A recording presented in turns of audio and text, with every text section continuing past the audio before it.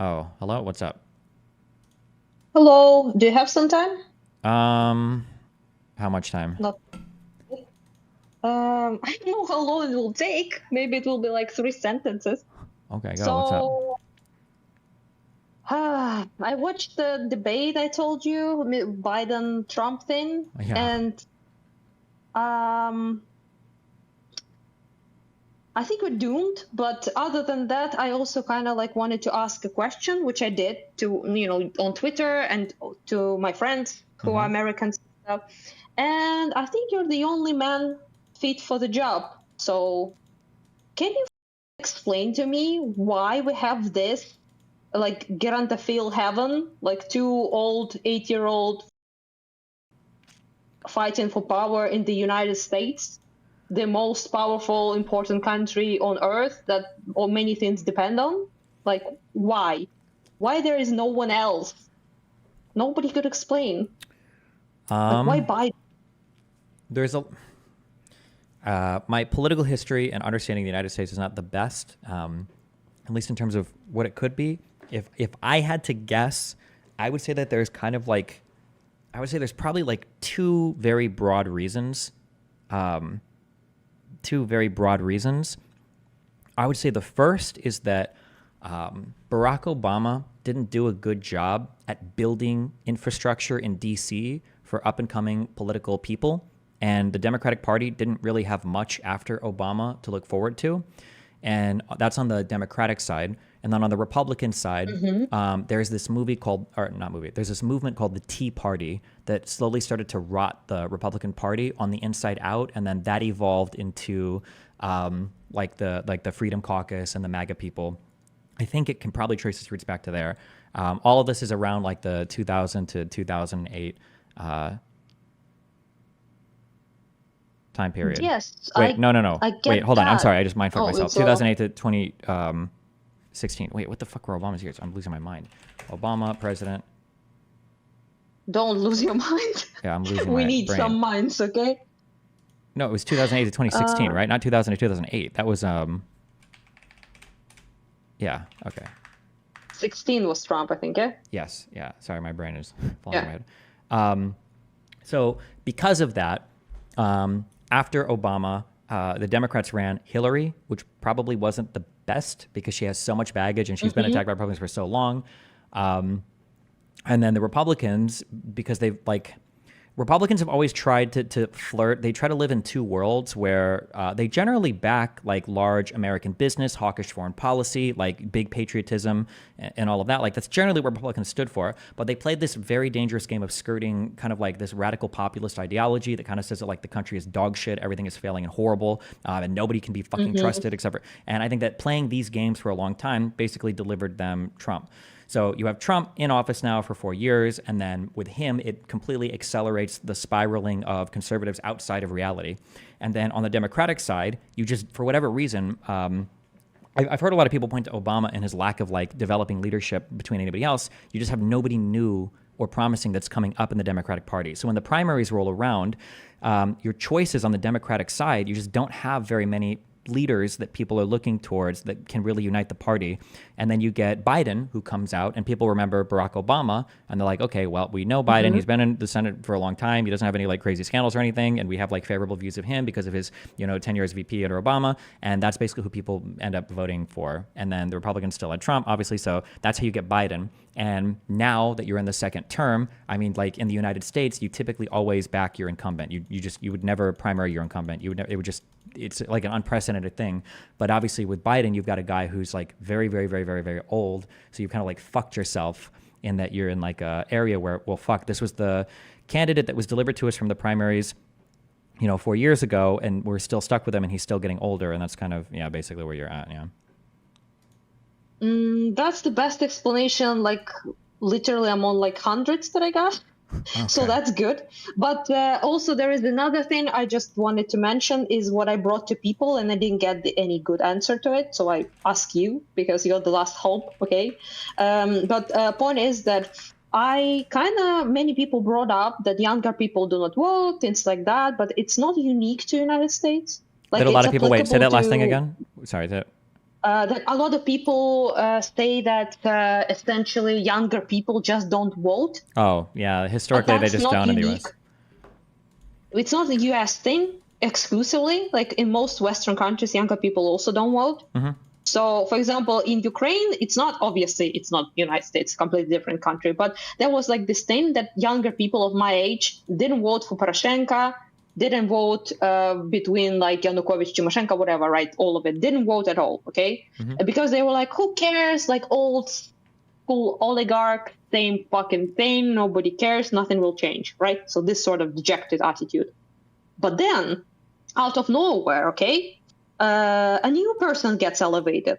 Zelensky is that person, okay? And he was, a comedian actor, pretty famous person. I guess you could say like Trump, more celebrity than obviously a politician. But then he gets elevated by pretty like strong people in the country, like pretty rich fuckers, like other oligarchs itself. But he himself is not one, and he's not perceived as one, okay? So all of my friends who never voted, didn't give a shit, ran to the fucking booth to vote for Zelensky.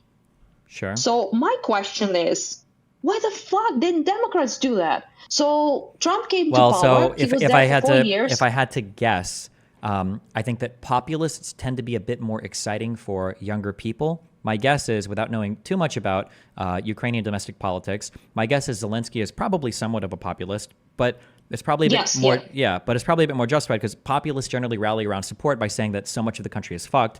And no offense, but I mean, obviously, before 2014, a lot of Ukraine was fucked for a variety of reasons institutionally. Yeah.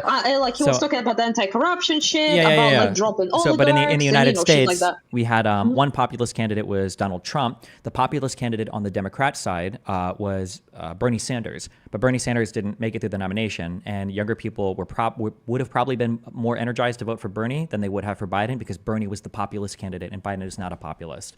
So that would be my guess. He's also an old fuck, no? He's also not what? He's also an old fuck, Bernie. Bernie, it doesn't matter. I don't think the age is as important. I think I think the populism part is the really important part. Like, I think younger people, I don't have any polling data to support this, but I'm sure if you look it up, I'm sure it'd be right. Like but it's also not fair. But like younger people would support Bernie Sanders over a younger like Andrew Yang or Pete Buttigieg or anything else. But it's not going to be because of age. Like age won't factor in here. It's going to be because of the political inclination. Yeah.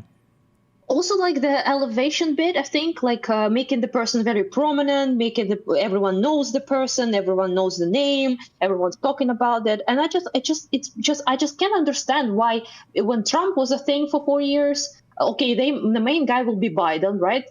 But then after Biden, you have 4 years more. So like to prepare someone like that, to make that road for someone new, someone news maybe even. But they didn't do it. And people, like, for some reason claim that it's impossible to do in the United States in particular. And for me, it's very strange. Yeah, we have a hard time growing new like political leaders in the United States right now. But I also think maybe it's because like our like healthcare has gotten better and people are getting older. So you have like these people that are still functioning at like 80 plus years. Like, how old is Nancy Pelosi?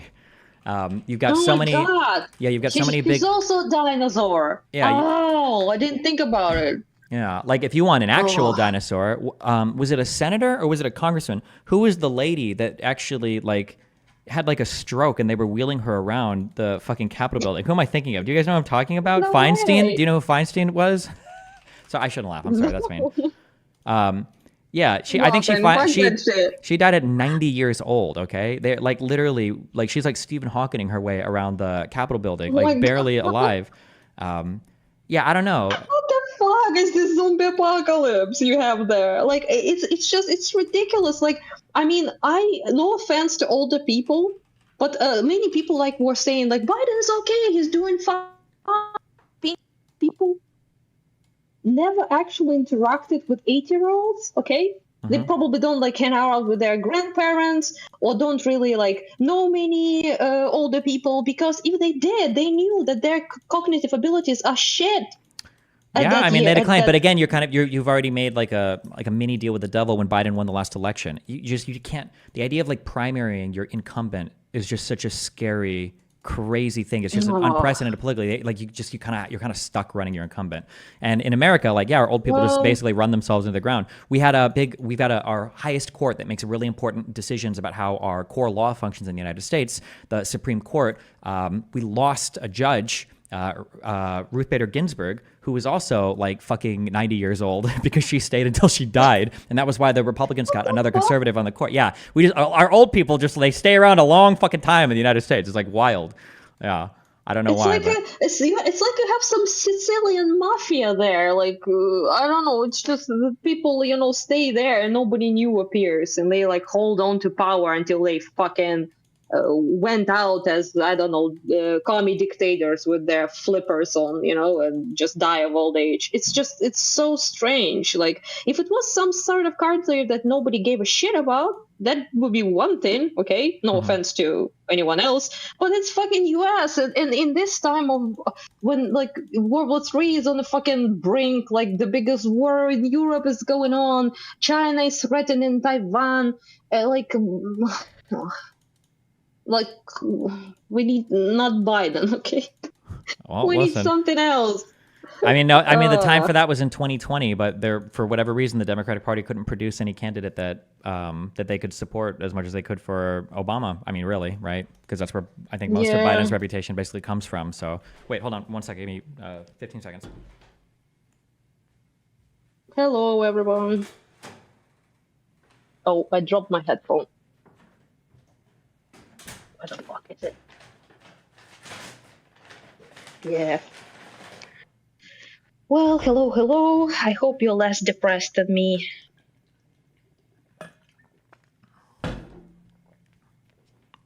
Okay. Anything else? Yeah, nothing else, I guess. I just told people that I'm doomer about it all. So what are our chances, though? I still think that Biden has a over 50% chance to win, but who knows? We'll see. In America, you don't think that this abysmal. I think in America the news cycle moves like very fast, like 3 to 5 days. Every time something happens, people think that it's going to be remembered forever.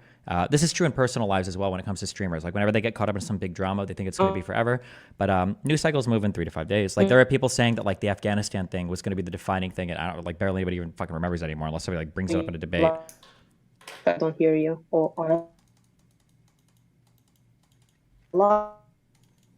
Right.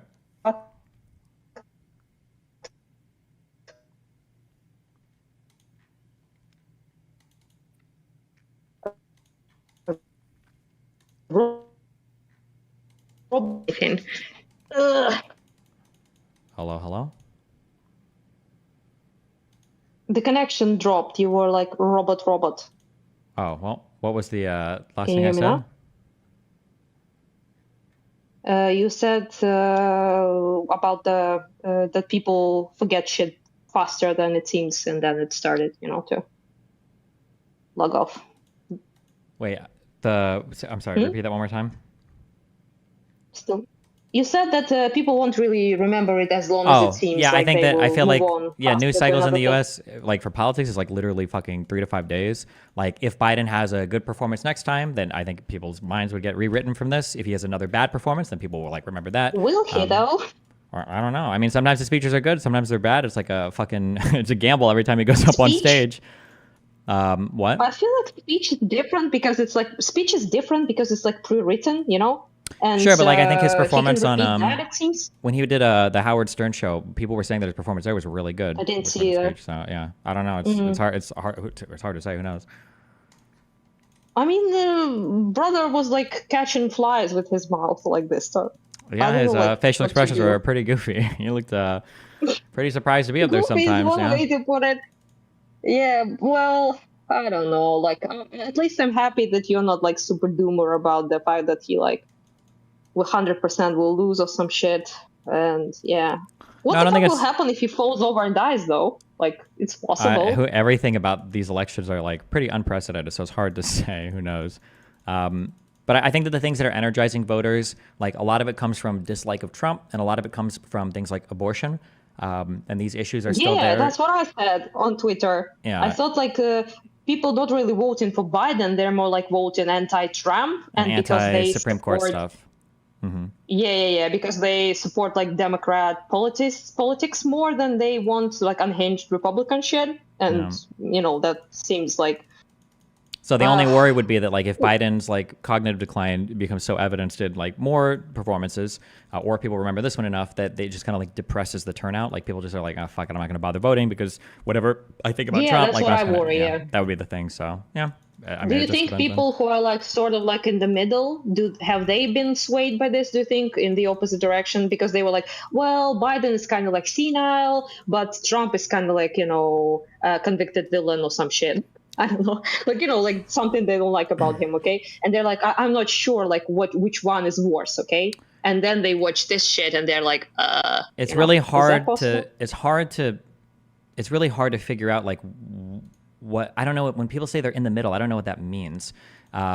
Like I don't think that there's any cognitive decline in Biden if you're like principally attached to what the Democratic Party stands for right now versus what Donald Trump stands for. I don't know if there's any cognitive decline in Biden that would make you want to vote for Trump. I can understand somebody not wanting to vote, like, oh, fuck this, I'm not going to vote. But I don't think you're switching sides at that point seems a little unbelievable to me. But it's possible that like there are other people that view things in the middle in a completely different way. I don't know. I'd have to see conversations with these people. In the middle, I guess I meant like indecisive would be probably the better word. Sure, but that's what I mean. But I don't know, like if you're indecisive between Biden and Trump, I don't know what you're waiting to decide on. I don't know what those voters are waiting for. I'm not sure.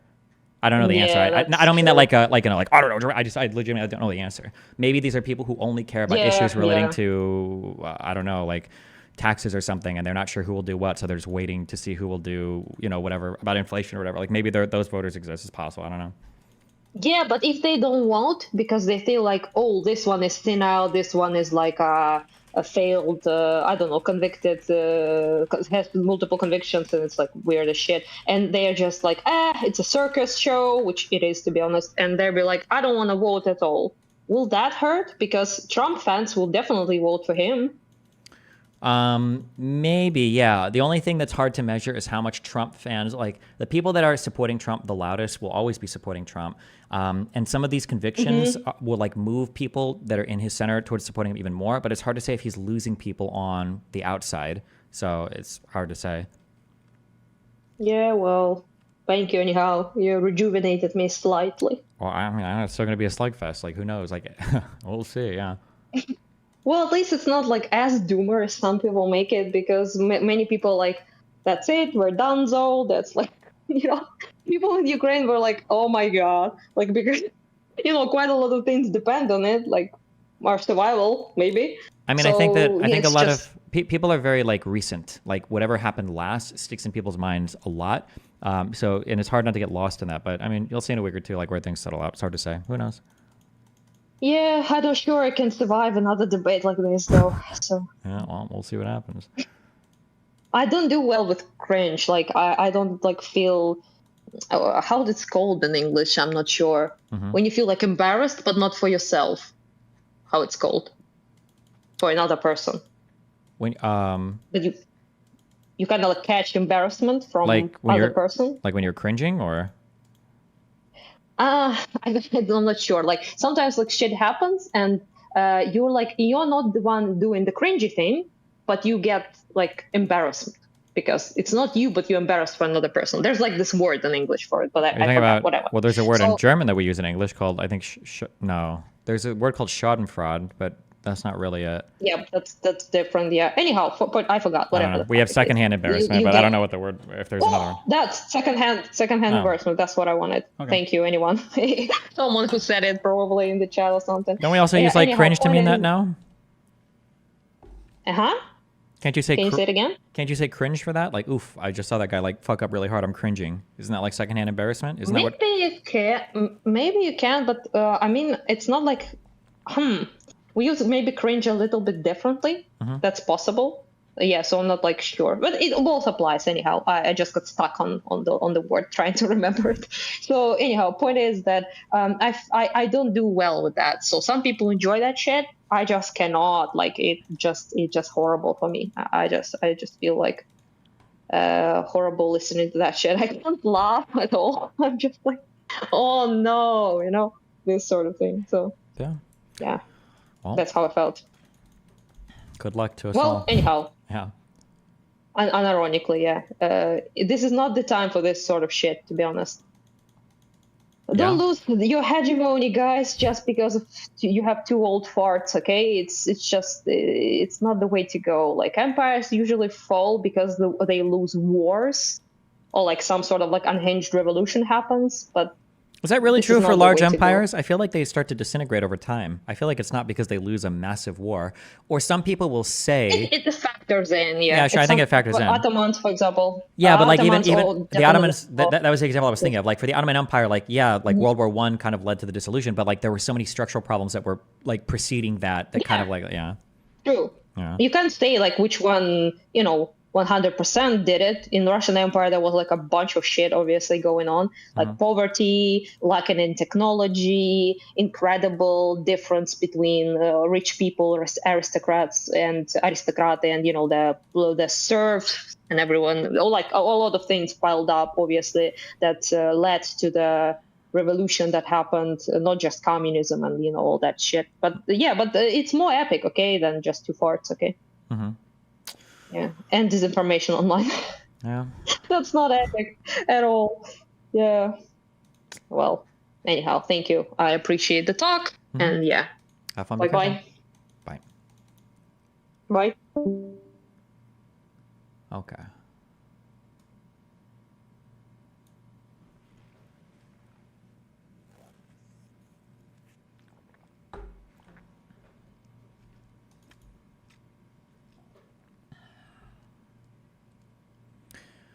Is there any worry that with this being both candidates' second term, and they are both at the end of their life, that they will not have any conviction or energy in attempting to make the changes that they are being elected for? I mean, that's the... Blue John, I see it. Thank you. Link me this in 2 months, and maybe I'll watch it, okay? That they will not have any... this is always the concern with a lame duck president, right? The second term, people think, well, maybe you're not going to do anything because you're not going to be reelected. Okay. Final, the further part of this email.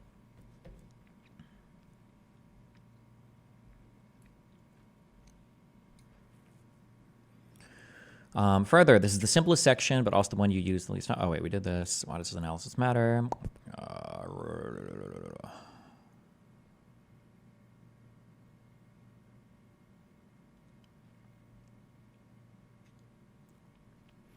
This is where the work done is examining stakeholders in a frame becomes imperative. The stakeholders of the topic are the ones being impacted. They are the first group to answer the impact question 4. Why does your analysis matter to each stakeholder?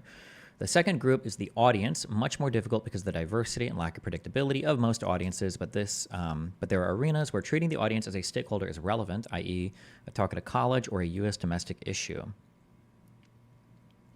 Your analysis is often good enough that your audience can derive answers to that question, but the impacts are still implicit. Even if you do explicitly outline the stakes of your arguments, they can get buried under other things that happen in the debate and lose staying power in the audience's mind as a result. My goal with this section is to address both of those issues by 1, offering broad categories of impacts to think of as you're creating your analysis. Hello? Okay. Wait, hello? Is your mic working? Yeah, hello. What's up? Okay, how much have you talked about the presidential debate today? I'm sure a lot. Can I pick your brain about it a little bit? I'm so curious. Sure, go for it. Okay, I guess it's been really interesting being in America for the first time and witnessing a presidential debate. My understanding was that presidential debates have like no impact on voting. Do you think that that will be true this time as well? Historically, that's been true, but I mean, will it be true this time? It's hard to say. I don't know. I have no idea. Everything about all of these like last few elections has been pretty unprecedented, so it's hard to say if it'll have impact or not. Who knows? Okay, if you had to predict how it could have impact, like in what way can you see it? Like, can you see them making Biden step down and replacing him because of his poor performance? I don't think you can replace your incumbent. If they were going to do that, I think they would have already, unless the polling becomes like apocalyptic. Like you start seeing like 10 to 20 point swings or something, then maybe that are sustained after a week. In my personal opinion, I feel like news cycles for Americans are pretty short, like 3 to 5 days, and then we move on to the next thing. We hear a few speeches, and then we kind of go back or whatever. So that's like my general feel on things. But obviously, like if Biden were to have another really bad performance, it would reinforce this one, and then you'd have that same thing like be even stronger in a person's mind. So yeah, that's like my general feeling right now. But I mean, I guess we'll know for sure like in a week or 2 weeks. Yeah, so basically you'd like gauge it on the sentiment in the next 2 weeks to see if it had like a lasting effect on the American populace. Yeah, basically, yeah. Do you think that there's like it reinforced people's concerns about his like mental capacity? If that was a primary concern of yours, yeah, probably, yeah. Okay. But I don't believe was in. not- Well, I'd have to talk to some of these more like center-leaning people. I don't know. Like, I feel like the worst case scenario for an average Biden supporter is that they decide just not to vote for the election because they're like, well, this is fucked. Like he's too senile or whatever. I don't see anybody changing from Biden to Trump, even if Biden is like comes out in a wheelchair. I just don't see like what would change a person's mind at that point. But it's possible there are some people in the middle that are looking at other issues that I'm not aware of because most voters probably don't have like hugely principled attachments to things and they, for whatever reason, might shift. So, but yeah, that would be my. Would you see people moving rather than from like Biden to Trump to third party or opting not to vote? Well, it would be the opting not to vote thing, yeah. That people would just be like, oh, fuck this, I don't want to vote, or I don't care about it, yeah. Or is that essentially the same thing when you say moving to Trump? No, it's not the same thing. It's better, right? You'd rather have a person not voting than voting for the opposition. It's still bad, though, right? Yeah. Has presidents always, because this is like not really like a thing in Canada, because my understanding is that presidents weren't even involved in like primary runs until like the 1968, like I can't remember the Supreme Court case that was involved with, was it Lyndon or? I have no idea. What's the question? Basically, have presidents always been required to do kind of like this public spectacle element? Like, is that a long-standing American tradition? I think the public spectacle element of the U.S. president is probably one of the most important things about it. Yeah, is him like his stage presence and like how well he can work a crowd and everything is probably really important. Yeah. But do you think that that's because my understanding is like I don't think like the original presidents had to do that, did they? Like they didn't go around and like obviously media was totally different, but my understanding is they like didn't go around doing a bunch of shit like. I mean, I don't know historically. I'm pretty sure most of the U.S. presidents have been like pretty good speakers and have like are renowned for like people quote like Abraham Lincoln and things that like Roosevelt has said. Like I think people like traditionally to have like strong speaking presidents and presidents with good stage presence. That maybe that's changed more with television and stuff. But I mean, like wasn't like Reagan known for good TV appearances and what? Who were the first people to benefit from debates? Was it fucking Nixon, I think, that people thought this guy was like some fucking random loser, and then he started appearing on TV more, and people were like, oh shit, like maybe not. So, I mean, like obviously as technology has changed, people are having different opinions about people. So, yeah, it probably matters more now than it did in the past. Oh, it was Kennedy. Sorry, over Nixon, yeah. Go ahead. Do you think then that they should have switched incumbents previously, or do you think like Biden is a really strong candidate, or maybe there's no better candidate? The problem is that like people are always going to people are going to quarterback it Monday. Is it Monday quarterback? When is football? I don't remember. People always quarterback it with retrospective 2020 hindsight. But the reality is there are so many solid advantages for an incumbent that somebody who's not an incumbent would introduce so much randomness. It's possible that like if you run somebody new, like you're bringing in like I hear Newsom is floated a lot. Well, let's run Newsom instead. That people do that.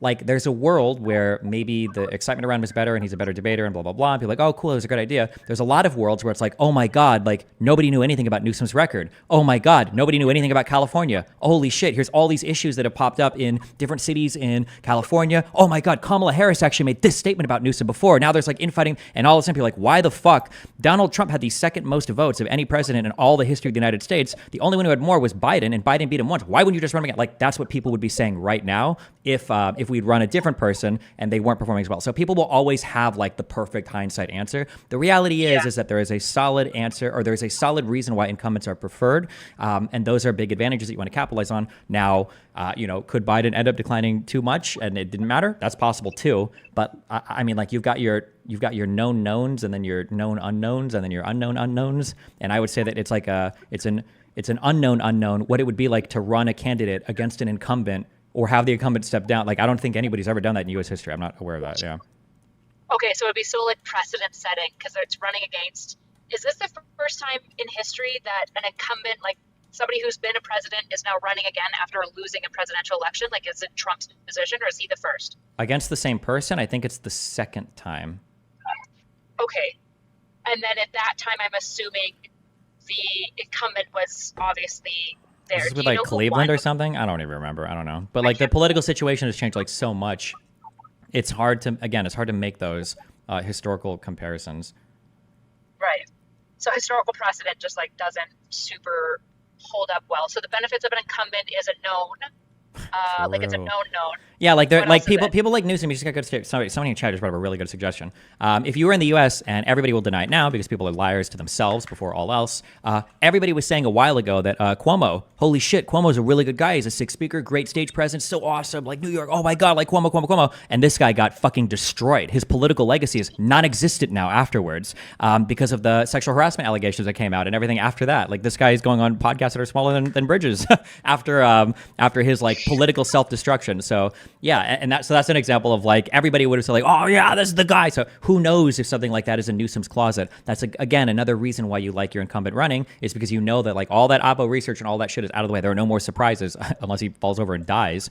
But yeah, so okay. or on the Republican side, look at how many people hyped the fuck out of DeSantis. Like this was going to be the Trump killer, the Trump annihilator. DeSantis hasn't, and DeSantis stumbled over and felt, So just people always have these like hindsight 2020 takes, like, oh, we definitely should have done this. But the counterfactuals are so multivariate. There's so many different things that could impact that it's hard to say. And the nice thing about incumbents is they just cut away a lot of those variables, basically. Yeah. Okay, so is this why because I know you and I talked about this like political predictor, like forecast or whatever. Is this why you're very dubious about? Are you dubious about all political forecasting? Yes. Okay, just because it's essentially there's like no science behind it. It's just because like, everybody has like there's some like dog who's like fucking dick, quivers the right way, and he's predicted the election 7 out of the last 8 times. There's always like somebody that has something that works until it doesn't. And the political environments are just changing so much. I don't know how much it matters that like, oh, the keys to the White House and blah and all this. And it's like, does it really matter? Like you've predicted like 8 different events and these are like 50-50 coin flips. Or like, is that really that ultra impressive that you like? I don't know. I don't know how much it matters, but they're That's actually fascinating then, because I feel like there's so many things that you can like essentially get down to like the core predictive factors for this thing reoccurring. Do you feel like there's nothing that you can use as like predictive models for increasing the likelihood that somebody, would become a president? Do you have I mean, the answers are out there. But you're talking about probably one of the most like multiple variable involved like things in the history of. You're talking about trying to accurately measure the sentiment of an entire population at different points in time to figure out like who they'd be more likely to vote for based on a hand like. It's just there's so many different people and events and things involved that, Interesting. Do you think there's any individual factors to a president that predicts success? Probably, yeah. The president. Okay, but don't know whether that is too multivariate. I just don't know how. It's hard to predict like how many of these things matter versus like how many of these things matter or we think they matter but they don't. Right? Trump broke a lot of. Those predictions were like, oh, like, can a person who is, like on the Republican side, like if you're not siding with the troops, if you make fun of troops, or if you've got like these crazy anti-women things that come out, or if you've had like fucking 3 wives and you fuck prostitutes, and like there's a lot of things that he broke on that side. Donald Trump was, he passed anti-gun legislation. So it's hard to know like what things actually matter and what things don't. Like the religious affiliation of a president historically has mattered sometimes, but there was a Catholic that made it in. I don't know. It just depends on. I don't know. I think it's hard to just like try to find like the 7 factors or whatever that make it. I mean, I'm sure they could be out there, but would they be consistent through time? And could you even measure those if they were? I don't know if I'm fully convinced of that. Yeah, that's super fair. I'm super curious. Do you think that the Democrats could create like a cult of personality in the way that Republicans have with Trump? Or do you think that's a very unique? Do you think that what? Say that again. Can the Democrats have their own Trump, like basically this cult of personality type figure, in the way that the Republicans do? I think that the conservative mind is more primed for a messiah-like figure than the average Democrat mind is. The Democrats had it kind of with Bernie Sanders, but not as many Democrats, I think, were as primed to, like, I guess, like, idolize or worship a person in the same way that the average conservative is primed to fall into that type of, I think, like, idol worship. So I don't know why. I'm sure there's like a million different reasons for why different people would fall into it or not. But no, I don't think it just doesn't feel like, yeah, otherwise Bernie Sanders would have won the nomination, the ticket for it, yeah. Yeah. Does that mean that in many ways the Republicans though would be primed for like basically having tyrannical leaders that would like lead the government toward authoritarian like problems essentially? That's what Trump is, right? Yeah. Wait, it's a guy who doesn't believe in the election. Yeah. What do you mean? Yeah. Yeah. Do you think that if Trump wins that he will again not step down? Like, what's the likelihood that he could undo the divisions of power enough that he could be unseated? Like, I feel like the military would not allow that. Or do you think the military is pretty sold out to him? I have absolutely no idea what any of that would look like or how any of that would go. I don't think anybody could make strong predictions there. Yeah, I have no idea. There's speculation. The scary thing was that last time, the last time Trump tried, but he was just so ineffectual and incompetent as a leader, he didn't really know what to do or what he could do. The worry would be this time he becomes more cognizant of how much he's trying to break the government, so he takes more precautions against any part of the government, like backing down against him. Like imagine like a DOJ, but the Attorney General, instead of Barr this time, is like Rudy Giuliani or Sidney Powell. Like that's not outside the realm of possibility for Donald Trump. And that, who knows what unmitigated shit show you would have for a guy that confuses the Four Seasons landscaping, for a Four Seasons hotel. Like if that guy is your chief prosecutor, like who the fuck knows how crazy things get? It's hard to say. Like my guess would be that last time Donald Trump was taking advice from other people when he was appointing people and kind of sort of staying in the ballpark of things.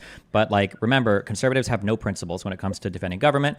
So conservatives have no problem with the disassembly of government. So there's not going to be any pressure for Donald Trump to quote unquote play fair. Every single appointment that he makes would probably be a sycophant. But the rationale would be, well, look, he's draining the swamp. Like he already tried to play ball by the rules one time, and look at where it got him. The swamp, the Democrats, the deep state all went after him. Yeah, exactly. Yeah. So who's to say that he wouldn't just appoint like unhinged, insane people like in every single fucking appointment slot that he could? He could do that. Who knows? Who the fuck knows? This is a guy who pardoned people like Manafort. Like who the fuck knows what he would be capable of if he wants to go fully unhinged? Yeah, so like constitutionally, and again, my understanding of American divisions of power is like rough, so feel free to tell me if I'm stupid, but my understanding is that the president has some measure of power, but because of like legislative and judicial branch being like so separated from him, that he's like more like he cannot take authoritarian power in the way that like even a Canadian prime minister can, because the legislative branch and the judicial branch are so much more tied into the prime minister's seat in Canada, at least. Or am I just not understanding divisions of power within America very well? On paper, it works that way. But you have to remember that a government is only as good as the people that run it. And even democratic institutions require some adherence of the actors in that institution to participate in it.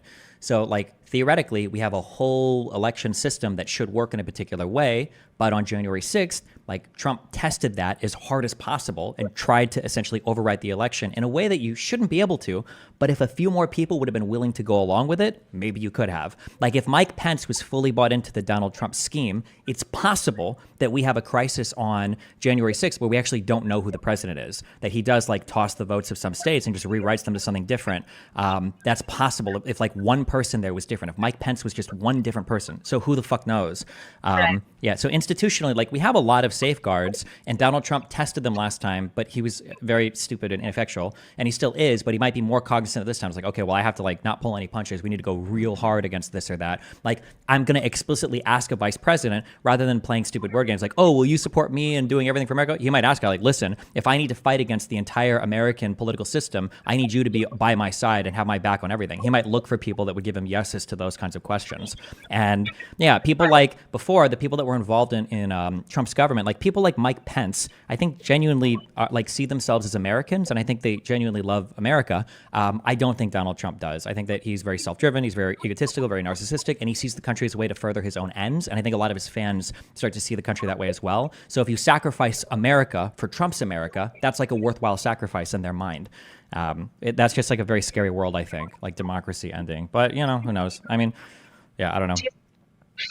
Do you think that he's solidified like the legislative branch, like all of like the seats and stuff, the Republican seats more towards his base? Like I know he's got like Mike Johnson and stuff. Do you think like the legislature is more sold out to Trump now than they were when he was president and like on January 6th? I would have to see how Trump-backed candidates have been doing versus non-Trump-backed conservative candidates. I'm not sure. I do know that the Republican lawmakers are like fiercely allegiant to Donald Trump, but that's because he's so popular. You have to be like, you don't want to end up in a situation.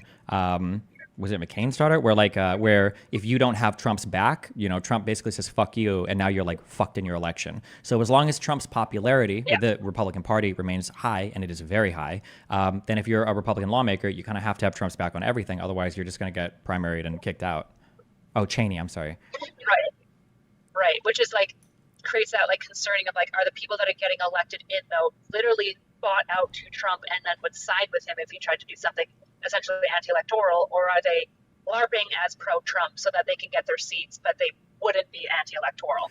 Yeah, kind of, but you have to be careful there. Like, it's not like they're just loyal to Trump because they're betraying like their seat. Like, it's because the Republican Party is very loyal to Trump. So technically they're serving their function as they should be.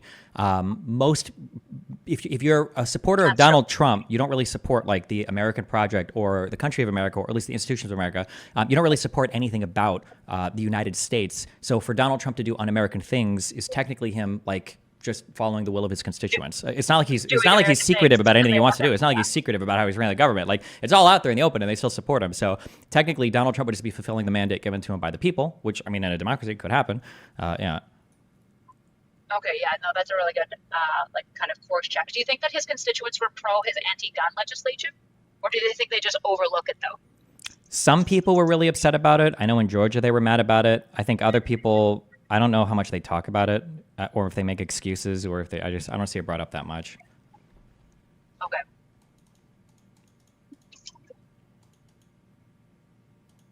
Interesting. Yeah. Okay, so the divisions of power are there. Do you think the Supreme Court, can the Supreme Court basically toss the president? I don't understand the Supreme Court's power in this. I know that they're not partisan, like they're not incumbent upon him for their seat any longer. The Supreme Court, if the Supreme Court is ever like tossing the president, what's really happening is there's probably been some challenge to the presidency some way, and the Supreme Court is making a decision about that challenge. They wouldn't be directly tossing him. No, they don't have that power. But like, for instance, one of the things that Donald Trump is in court for is Donald Trump took an issue to the Supreme Court trying to make the claim that, the president of the United States can never, ever, ever be charged with a crime for anything that he ever did while being the president of the United States. He can never, ever, ever have those actions go under criminal review. So if the Supreme Court were to rule in favor there, then some people could say like, oh, look, the Supreme Court saved Donald Trump. But if they ruled against him, they might say like, oh my God, look, the Supreme Court is basically like, destroying Donald Trump. Like, people could phrase it that way. It's not really the Supreme Court making the decision to have him in office or not. It's just them ruling on something related to it. Yeah. Okay. So it's a legislative branch that has more power to like toss him with like impeachments and stuff like that, even though I know it's very difficult. The only way to toss a sitting president is through the process of impeachment. It should be, theoretically, yeah. Okay, gotcha. What do you think would happen to the Republican Party if like Trump got assassinated or like died in some way? Obviously there'd be conspiracy theories, but do you think that like the like rabidness that's taken over the Republican Party would like instantly deflate? Or I guess I'm asking for prediction again, so you were probably going to say I don't know, but it's hard to say. In some ways, I think that like Donald Trump, like getting hit by a car or having a heart attack would maybe be like a worst case scenario for this country, because everybody would instantly assume that like Hillary Clinton was the driver of the car, and then it would just devolve into a total shit show. But there's also a chance that like our country's not, people aren't starving to death. We're not like homeless. Well, most of us, like, it's not like this destitute economic situation that's like got everybody on the brink of collapse. So the idea that people would turn to like violent revolutions when we haven't hit that state, I feel like people would just be really ass mad for a while. And then they would like, over a few months, they'd be like, oh, fuck that or whatever. That would be my feeling. But I mean, I could see it going either way, you know, I'm not sure. Gotcha. Have you seen do you watch a guy named Ryan Chapman on YouTube? He's like a kind of a boring video essayist. Nope. Okay. I'd be super curious your thoughts on it, but maybe I'll ask. He talks about basically like the decline of trust in the American government institution and why. And he traces it back to like this court case in 1968 that changed everything, that made presidents have to be in the primaries, blah, blah, blah, blah, blah. I just don't know how accurate his telling of essentially like why there's this need for presidents. For example, before the role of president was very narrowed, it was very clear, it was only like a couple of things, whereas now it's like expanded. For public policy, they need to like be weighing in on a whole bunch of shit that they don't really have much power. Like presidents don't really have that much power over the economy. Like it really is other like the central bank and stuff that have way more power for like what's going on in the economy, but they still have to speak on it and like put forward plans to the public because the public won't be happy with them if they don't talk about it, essentially. Yeah, who knows? We'll see. Right now, the Supreme Court just tossed today a decision that's been colloquially referred to as Chevron. And my understanding is that the outcome of tossing that decision is going to make it so a whole bunch of things that exist under the president are now a lot more restricted in how they operate. And now they've got to go to the legislative branch in order to get more precise instructions on how to operate. So in some ways, that decision today, it would have dramatically restricted the powers of the presidency. But I can't give you like good historical U.S. analysis. I can only speak in very broad strokes that I couldn't even justify if you were to get into the weeds on it. So this is my opinion. Yeah, that's super fair. Do you think like your next thing that you're gonna, because I know you keep talking about wanting to get more into American history, and when we talked to Mr. Beat, he had that book of like the most important court decisions in America. So I've been trying to like read through a bunch of these things. Do you think like your American history and like the Supreme Court decisions and like precedent-setting decisions and stuff will be like another major area that you dig into, or? Yeah, it probably like your will next be. But the focus? problem is that, like, as you get more and more into history, or you get more and more into the actual facts of things, it might give you some understanding of things, but you become more and more divorced from where the current political conversation is. So, like, with the level of historical knowledge that I have on Israel, Palestine right now, none of the conversations I have anything to do with any of that information because nobody even knows anything about it. When it comes to Supreme Court decisions now, for decisions that I've read the entire court case for, or even for Trump's indictments, if you've read the indictments, your conversations now have nothing to do with the public conversation. Nobody is talking about the indictments because nobody's actually read them. They're just guessing what's in them. That's why. So, like, for instance, here's a quick thing. For any person you've ever heard bring up Donald Trump and how he didn't possibly incite the riot on January 6th, or if they're even a little smarter and they talk about the Brandenburg test because it didn't count as anybody that says that, they don't know anything about what they're talking about because none of the indictments for Donald Trump contain the incitement charge for a crime. None of them have any idea. And I think I even asked that. I felt aggressive on the show, but I asked the Hodgins, like, have you guys read any of the indictments whatsoever? Because we're like having a discussion on it. Neither of them have read any of them. I think the majority of people that talk about them haven't read any of them. So yeah, I mean, I'll study it more, but like as I do this, I'm like stepping more and more away from kind of like political debate and more into just like the role of a historian, like passive observer, because nobody, like everything in the current media landscape is based on kind of like vibes and feelings and has very little historical context or even factual grounding in the things that are being discussed now. So, but that's, I mean, it is what it is. Do you think when you read more history, it like leads to you being more bipartisan and caring like less about specific figures, or does it make you care more? It's just not something you can talk to people about because they don't understand. No, I think it should make you care more. And I mean, everything is applicable to today. But I mean, like, if a lot of people don't know it, then it's just hard to make them care about it, you know? Okay. So how did you feel overall Biden did yesterday? Horrible. It was probably one of the worst appearances or performances I think that he's ever given before. Maybe the worst. Yeah. Why do you think it was so bad? Any thought theories or? Like, why did people perceive it as bad, or what could he have done better, or what do you mean? Why did you perceive it as bad? Like, why do you think it's one of the worst performances ever?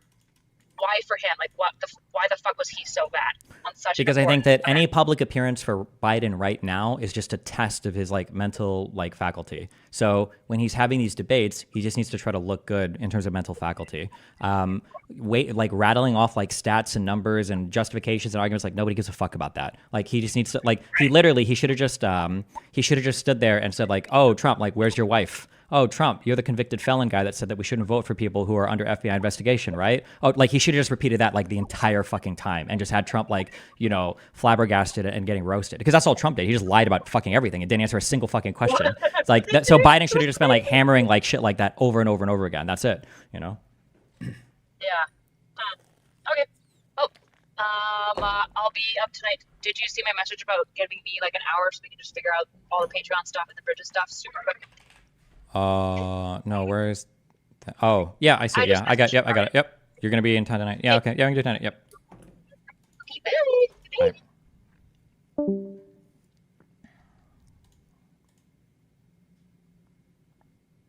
Okay. We're going to finish this email, okay?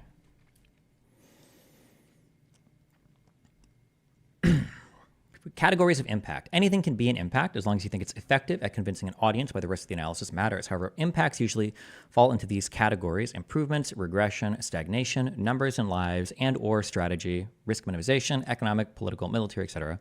Subcategories include probabilities and likelihoods, time, and scale. Often, categories of impacts overlap with one another, i.e., regression in democratic institutions in Hungary leads to quality of life and strategic damages. Just outlining impacts that fall into those categories can be powerful for your argument, but the real use of impacts comes through integration with the remainder of FFF. 2. Integrating impacts. Once you've built effective frames and functions, integration doesn't take much time. You just need to focus on 3 ideas. Structure your impacts in a way that accentuates your frame and function, easy to follow and logically consistent. Humanize your impacts. Almost always, there are people on the ground who have stakes in what you're talking about. Make it known to your opponent and your audience what people are affected by your analysis and how. And then C is terminalize your impacts. If you have multiple categories of impacts or a chain of the same category, for an argument, put them in sequence until the major endpoint, terminal impact, is clear. For instance, international inaction following Sudan's coup destabilizes the region, causing power vacuums ripe for extremist or military takeover and leading to the displacement or death of thousands of Sudanese civilians as we watch on. Effective terminalization represents an escalation of impacts, and because the terminal impact is often human, your argument will end strong. Terminalization can be tricky because some debaters will tend to include unrealistic impacts, overstating the actual impact of their analysis. However, the way you tend to argue, I think terminalization will allow you to establish more realistic stakes, less holding back on why your analysis matters. If your impact structure complements your frame and function, then your impacts become interwoven within your analysis. If your audience remembers the argument, they'll definitely remember why it matters. A note on presentation. I don't know much to say here. Literary devices we're taught in school. Anaphora, parallel structure, alliteration. Make pretty effective rhetorical devices. Looking into or using those might help you stand out a bit more rhetoric-wise. If you're disagreeing with some characterization, blah, blah, blah. Okay. Interesting. Frame function further. I might try structuring like a future argument I have about this.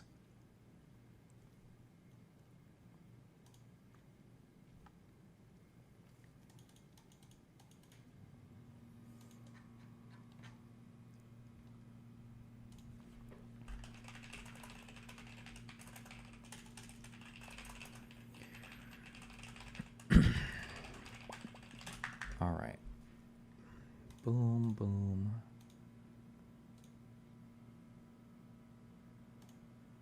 Okay. All right. I spoke to Richie about my idea of getting an interview for you guys. 20 to 30 minutes. For Richie, what would I talk to this guy? Does anybody know anything about Richie Tories? Congressman from New York. He wants to do a 20 to 30 minute conversation, but what, for what?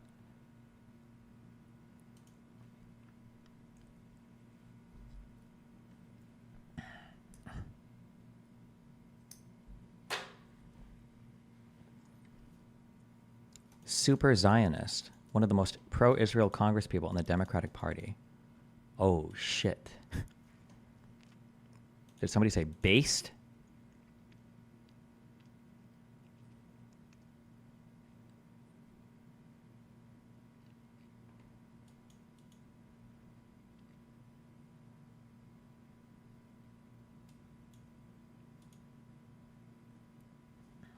Okay, I'll respond to that tonight. Don't care. Oh my God.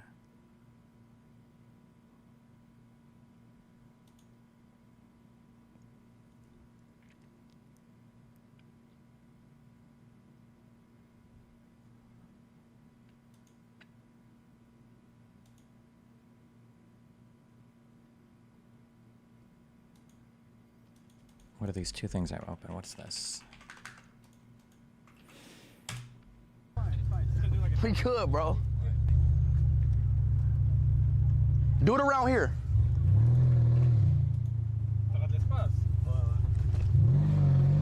Oh! Oh! Oh! Oh, shit! Oh, shit! Oh! Oh, right here. Uh-oh. Is he about to hit this car? Oh my God! Oh my God! Yo, what the fuck? Yo, what? Oh! Oh! Oh! Oh, shit! Oh, shit! Oh my God! Good one.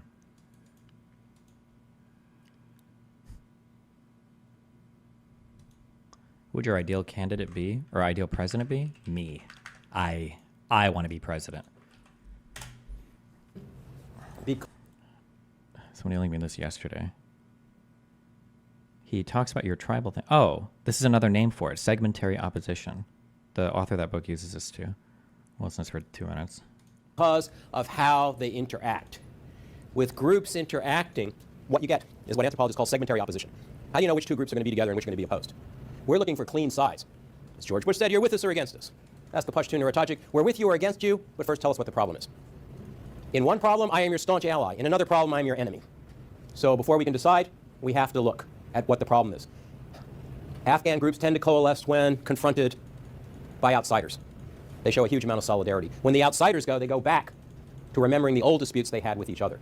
Described last night, the difficulty after the Soviets left, the belief was, gee, the Mujahideen will take over everything. They're so strong. As soon as the Soviets left, a lot of the Pashtun groups said, well, the Soviets are gone. That's why we allied with you guys. Now that they're gone, let's dispute this forest or land. They went back to fighting each other. And in Afghanistan, there's always, particularly from outsiders, they were so united and now they're divided. They're always divided. The question is, what are they willing to put aside? This should not be strange to us. Congress is like that, okay? They're always divided. They hate each other, but then if it comes to money, they can probably work it out. Similarly, foreign affairs is like that. World War II. Why did Soviet Russia, the United States, and Britain ally with one another? Because they both feared Hitler and Nazi Germany. What happens when Hitler's gone? The United States and Britain discover, hey, the Soviets are communists. We hate them. If we can understand that, we should understand this kind of politics. It just takes place at a different level. But the logic is the same. There is no overarching government that holds these groups together. They make decisions on sort of what's happening at a given time. These are the largest groups that we have. But in terms of ethnic maps, it's important to realize that any map that you see is purely generalized so that you can kind of get an idea about what is happening. It's not really that important on the ground. One of the reasons for this, that's not important on the ground, is that particularly in the wake of 2001, there was the assumption that Afghanistan will devolve into ethnic civil war. Why? Because they got ethnic groups. And the international community knows when you got ethnic. Okay. Don't care. Don't care. Don't care. Ah, okay. 2 Supreme Court things.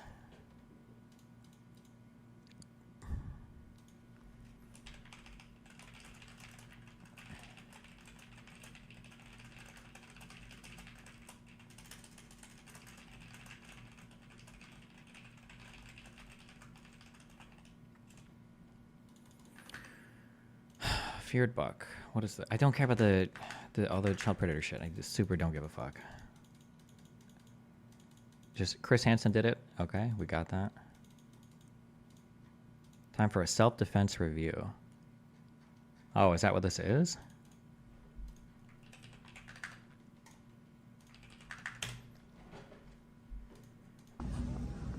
Five minutes.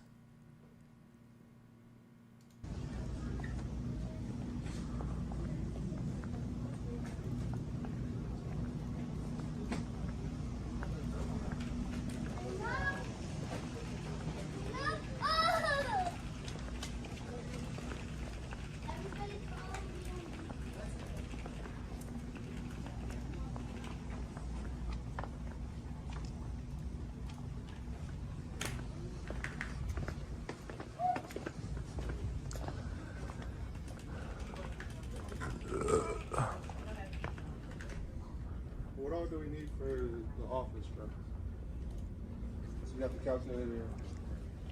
We got all that shit figured out. Yo, is that Dante? Hell yeah. Man. Hell yeah, that's Dante. My man, you want to have a conversation about what you're doing here? Wait, is this on YouTube? Yeah, I don't know if you can watch somebody get shot on YouTube if... We Yo, is on, that Dante? Hell yeah. Hell yeah, that's Dante. My man, you want to have a conversation about what you're doing here? It's all off screen. Well, then how the fuck am I supposed to rule on self-defense? What's up? What's up, boy? What's up, hey, boy? Hey! What's up, boy? Guys, Oh, yeah. oh no. That's your ass now. Watch out. Stop. Get up off me. Stop. Bro. Let's go, go! Get off me, bro. Stop. Bro, get off me, bro. Get him. You got, Stop. you got one more time. Bro, Put it down. bro, you right there. You pull this trigger. Put it down, bro. Bro, I'm gonna... How? Put the gun down. Put that shit down. Bro. You got to pull the trigger. This happened in 2022. Well, why the fuck was it posted today? Why the fuck would I care?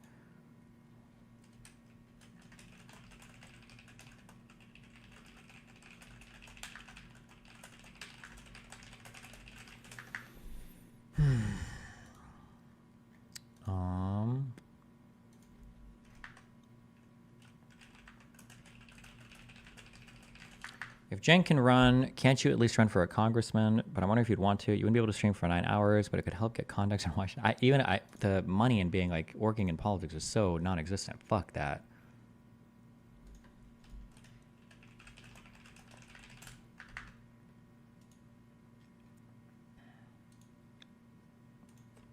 Is this because he's black?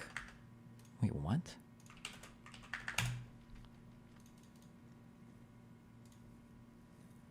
Oh. Asshole.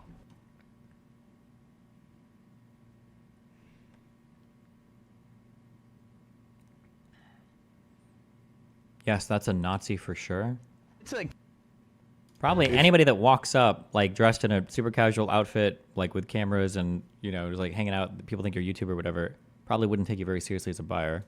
I don't think it, I mean, he could be racist, but like, I don't think, like, I'm pretty sure if I walked up to any of these people at a car show, like my sweatpants and t-shirt, and I was like, hey bro, what are you selling this car for? Like, do you think I could buy it? Like, what's it worth? How many miles? Like, I don't think anybody, yeah. KTM. But who knows? Maybe he's super racist.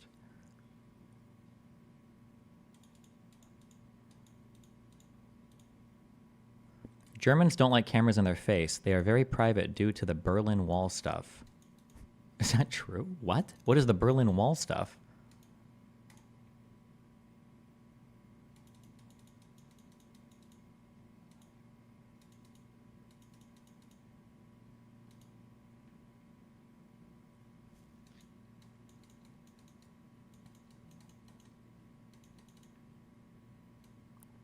Stasi and the Gestapo. Why do you think the guy said if you can? He probably thought the dude was broke or didn't have money for it. But did he think that because he was black? People are saying he was in like a jumpsuit? Okay, I don't know, maybe. Maybe he's just racist. Maybe every single time somebody says no to a person, if they're black, it's because they're just racist. Maybe that's it, actually. That could be it.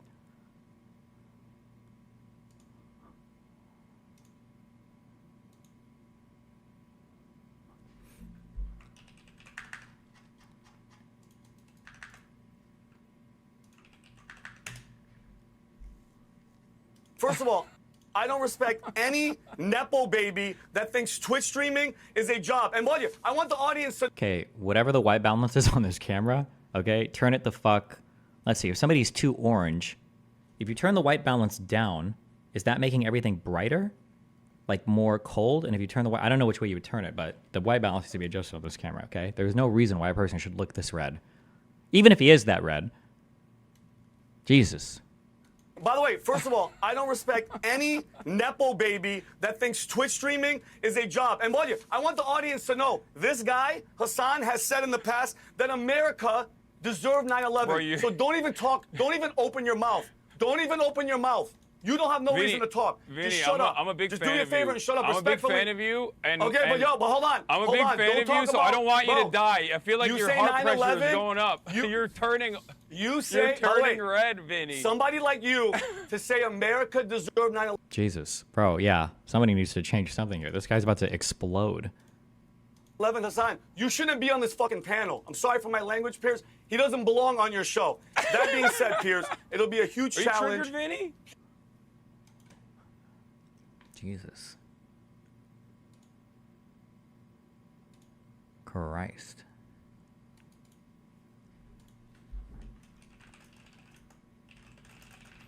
Wait, I think Slasher might be jumping on. Let me use the rest real quick. Hold on.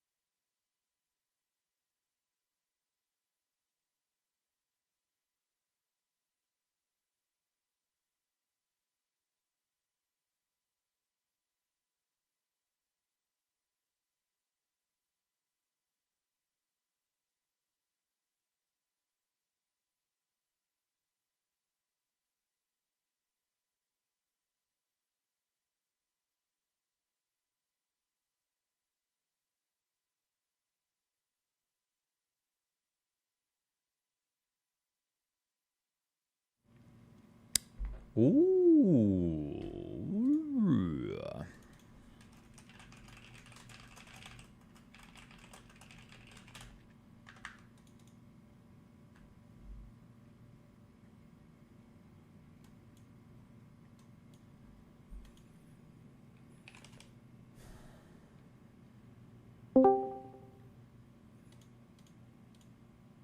Yo.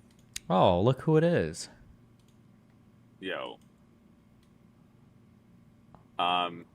So great day today, right? Are you happy about the win Which one? from last night? Is this a Biden reference, or is it a reference to something else that I'm supposed to be aware of? We won. He won. I thought he did a great job. Me too. I think so as well. Right? I think everything's going swell. I went to your subreddit, and the first thing I saw was "We're fucked." It was the top voted most comment, and I didn't understand.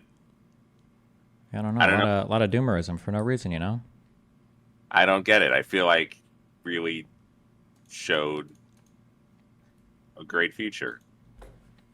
He didn't die. Yeah, it's called looking on the bright side, right? I mean, I was honestly really thinking it. It was like a strong possibility that could happen. He made it. He made it. He just has to cross the finish line alive, and we're good. I haven't been watching. Have you given up On what? on him? No, I still believe it. on I think he's going to any win. chance I of- still believe it. I think he can do it. Okay, wait. I need to dissect. Are we in bit mode? Well, you were in bit mode. I'm not in bit mode. I think he'll win. I think he's still got over 50% chance, but, if he does like a string of more performances like these, that chance would probably be downward adjusted. Okay, first off, this was one of the best content nights in history. I got to give my hat off to both candidates. Really, you folks did a great job. I thought this was going to be horrible, and something I would never want to watch. Now I am more tuned in than ever for round 2. Anything could happen. True. Anything Although, could happen. perhaps Biden has just adjusted the expectations of him downward so much that now Trump is in the unenviable position. Because now imagine if in the next debate, Biden has a good performance. Oof, that's going to look real bad if people remember this one. Did you see the video from today? Yeah. You watched it? He looks rather fine. Well, supposedly, I didn't watch the thing after last night because I was already late. But supposedly after last night, like right after the debate when he was speaking, he looked fine too. So I have no idea why. I don't know what happened. People said he had a cold, but apparently right after the debate last night, he started talking and he seemed fine. So I don't know if he just got like stage fright for the timer thing or I don't know. The biggest fuck up here was as soon as I saw 9:30 Eastern, I knew it was over. Why would you want to do that? I know you're trying to get the network wants to get the most amount of people from the West Coast in when work is over for everyone. But if you're Joe Biden, when do you think Joe Biden's waking up? I don't know. I have no idea. What do you want me to predict? I mean, it would either be like normal presidential hours or gamer hours. I think he needs. Oh, a you mean gamer wake hour. up like physically, like what time in the day? Yeah, he's a senior citizen. Old people. I don't think old people actually sleep ever. They're like cats. Like they kind of like lay down in places, but anytime you walk near them, they always just somehow happen to be awake. I don't know how or why. That's my experience with old people, but.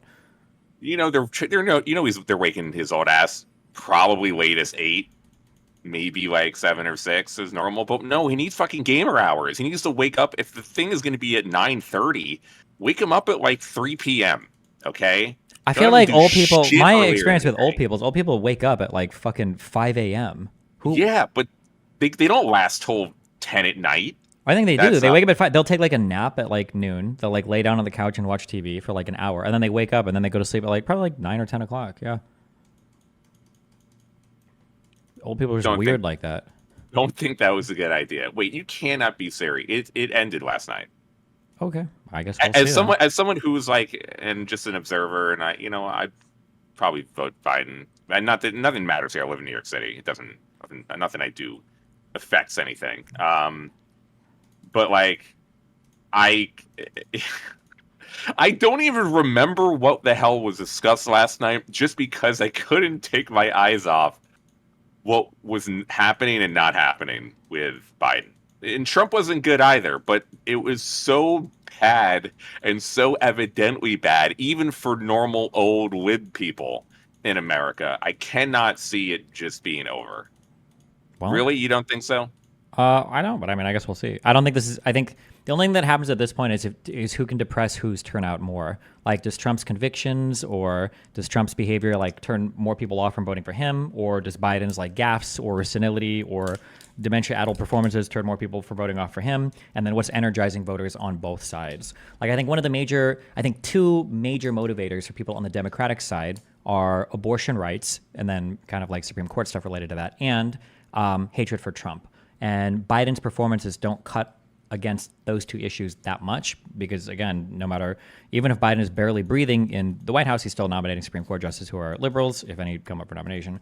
And he would obviously sign into law any kind of abortion rights. Obviously, a Republican wouldn't. And then people just really don't like Trump. But then again, it just depends on like how unpopular is either person, with people in the middle or undecided voters that they would depress that turnout. That's really what it comes down to, I think. But yeah, well, no, all that was true up until before last night, where we had two living, breathing human beings somewhat able to go on that. I mean, Biden couldn't even use the abortion as a layup because he could barely fucking talk. And I now I fully understand seeing videos today and before and after, as you say, seems fine and normal and should be able to function. But I feel like it must be like the next debate. If he cannot function, would it be too late by then? There is no way they could do a replacement and they'll just lose outright. Yeah, probably. Although it might already be too late to do a replacement now, so it's hard to. I mean, but any replacement at all is kind of hard. But I mean, it just depends on like. It depends on how much of like the aesthetic versus like the actual function of president like people care about. It depends on like what's motivating people the most. It depends on what people are reluctant to vote for or against the most. I don't know all those motivating factors. Well, I mean, Trump was winning in most of the swing states prior to the debate, wasn't he? The polling has like been changing over time, and the polling is like pretty close in most places. Like I think the overall is like at about 50-50 right now with people that are projecting, I think, giving Trump an edge. But like it's been getting closer over the past few months. It diverged last night, obviously, but I mean, I'm really curious to see how much it's diverged from last night. Sure, but I mean, it's also debates. Like debates are pretty temporary, generally. This was catastrophically bad, Steven. Come on. Okay. This was not a normal bad debate. This was. Sure, I understand what you're saying. I mean, like, you can laugh, but, like, you voters, no offense, you guys are fucking retarded. Like, you guys forget things in 3 days. There were multiple moments in the last set of debates that were crazy, horrible, bad. You'd be like, oh my God, this is it. And then you actually see them just, like, trail off over time. People, like, don't even remember, for instance, like, Kamala Harris had, like, a kill shot moment against Biden on stage when she brought up the fact that he opposed busing, and that was literally how she got to fucking school. And everybody's like, oh my God, Kamala Harris got a huge bump in the polls after that, and Biden like tanked for a bit, and then after like 2 weeks, like everybody's like, oh, what? I don't even remember, right? All of the like the state of U.S. politics right now is insanely transitory. People forget shit in like 5 fucking days. Now, every time something new happens, it's like the end of the fucking world. But like people like forget it, they move on to the next fucking thing. Maybe this is the thing that stays more. Maybe Biden stays to fuck up. It's possible, but like yeah, the recentism of like everything that happens is like permanently gonna remember. Blah blah blah. I just don't really think the American voter works that way. But hey, who knows? Maybe this will be the one time they do. It's possible. I do fully agree with you. I feel like, yeah, as one of those people, regular people, by the way, it's not just now. People have always been stupid. Not like this is just a recent thing. This seems worse than normal. I don't know how the normal average American will take it. It feels like they're actually taking it worse than normal. When you have like MSNBC being like, this was really bad, I feel like now. Yeah, but MSNBC and CNN pundits aren't normal people, right? These are political commentators. Like none of these are normal. They might be normal compared to like people on Twitter. But for Democrats, those are normies. Democrat normies. Nobody that works in politics is a normie. No, but just a normal family. Americans. Normal Americans are watching. If you're a Democrat, you're watching debate through MSNBC or CNN. Like if you're just at home. Yeah, they watch it. Yeah, for sure. But I mean, we'll see like in a week or two. I don't know. I think that it's always hard to judge in the middle of a particular thing, like how it's going to impact people later, because people will say stuff like, oh, this is the most pressing issue. This is the craziest thing. It's inflation. Now it's the border. Now it's Texas fighting the government. Now it's abortion. Now it's like, so it's who knows. Right now, from what I've seen of people in talking to voters, when we did door knocking in, I don't fucking even remember which fucking state it was, and then seeing like polls, like abortion is a thing that seems to be really stuck in people's minds, and that survived for quite a while. And then the economy, especially things related to inflation, is a thing that's stuck in people's mind. I don't know if there's like, is there like polling right now to show like the issues that people are saying they've cared about the most throughout the whole election? Those are the two things that I've seen that have been like stuck in people's minds a lot. But yeah, but who knows? Yeah, I was going to ask you what you thought he should focus on, and those two, abortion seems obvious. It is it's probably the number one issue in terms of what can rally the general Democratic left people in America, and has a huge overlap with just normal people that don't give a shit about politics or even are conservative. It seems to be pretty easily. Inflation, I don't even if it is not his fault, if he's able to clearly articulate that and convince voters, I don't even know. Doesn't seem like he's been too successful. Yeah, maybe not. I think that Biden's strategy in debates just needs to be like making sure he doesn't look like he's senile, and then just like basically, I think like getting like quips on Trump, since I think that's all people care about right now. I don't know why Trump he's trying had to. The best lines. Also, did he? He did. Did he not? What were they? What were good Trump lines? Not able to understand what Biden was saying. What were good Trump lines? I know I can think of one that was pretty funny. That's the one that. You can't think of a single one, but you have that impression. Do you see the issue I have now with the average voter? I gotta admit, I really could not focus watching the actual debate last night. It was really just me watching content and people react to what was happening on the debate because it was so kind of insane. Yes, so Sure, I yeah. am one of those people. But I think that is, I think that's like part of our issue for politics is that like you're not even looking at what's in front of you. You're looking left and right to see how you should respond to it, right? So like I'm not even sure now like how many people like this debate, for instance. I think this debate had around 45 million viewers, and I think the last one on the last election was like 79 million. Like so, almost half as many people even tuned into this one in terms of who would care to watch it. But yeah. I mean, it was a bad performance. I'm not saying that. I'm not saying it was a good performance. I'm just saying that like I don't know how much these particular things stick out in somebody's mind. Yeah, no, I'm definitely one of the dumb normal people. I don't remember jack shit about what they were saying, either of them, last night. Yeah. Not really. Well, not even sure if it matters at this point. I gotta say, all the main issues that we've been talking about, I think people are just going to vote along party lines. Yeah, kind of. But remember, it doesn't matter that much. Like voting along party lines, what matters is how much of your base can you turn out for the election. Like that's always like the big goal. I don't think people care about Trump's convictions and all that shit. I think it'll actually probably help him. He could probably use that as we get closer to motivate his audience. I definitely don't think they help. If Trump would have been exonerated, if he wouldn't have been convicted, I think that would have been a way bigger help for him. I don't think they help him at all. I think they maybe for his... Does the average Republican really care? Do they really, really care? It's not about the average Republican. Remember, the goal isn't to turn off 50% of a voter base. The goal is just to turn off like 1 or 2%. That's enough to like basically secure the election in almost every state, right? You don't have to make it so like 20% of the people hate you. You just like I think like 3 or 4% is enough to make you like unelectable, like in every single state almost. Yeah, it just depends on it just depends on how much of your base you can turn out, basically. I'm just so skeptical. I'm pretty concerned. I'm pretty concerned. I'm really already in the, it's fine. I get it. I'm already too. I get it. Wait, get what? It's Trump. It's eventuality. Trump's gonna win. It's not even gonna be that close in the end. People shouldn't even be upset. People should have like an understanding now. We're just but wasn't this exactly what people were saying about the last election? And wasn't this exactly what people were saying in 2022? Biden was doing way better. Biden was doing way better. I think Biden winning was not a surprise. You're rewriting history. I don't know what to say. You're rewriting history. You're literally rewriting history. I had a lot of confidence. No, you didn't. No, you didn't. I bet you didn't. I bet you couldn't find me a single tweet, a single DM. No shot. That you're like, oh yeah, I'm sure Biden has this 100%. No shot. Steven, you just have to trust me, okay? You know why I'm talking to you, and you just gotta trust me. I was sitting on my neighbor's couch, and my neighbor's a huge Trump fan, and here in Manhattan, that's not normal. So my neighbors are like, bro, there were literally like half the conservative population like went to sleep because they were so sure that Trump had won. When people woke up that day, it was like the most traumatized. Yeah, of course, there were so many people that went to sleep. Oh fuck, he got it, and they went to sleep and they woke up and was like, wait, what the fuck? Oh, how did it all change overnight? Oh! Like, yeah, what do you mean? It was a huge deal. Like people felt incredibly upset. I don't think that the average person, that was a foregone conclusion that Biden was going to win that election. Absolutely no, not. but I think he had a big advantage. I think he had an advantage. I always felt pretty confident going into that night. I was never like, not nearly how I feel now, man. Come on, it's nowhere close. Trump feels way further ahead than he ever had last time. Okay. I don't know. I guess we'll see. We will see. How was Israel?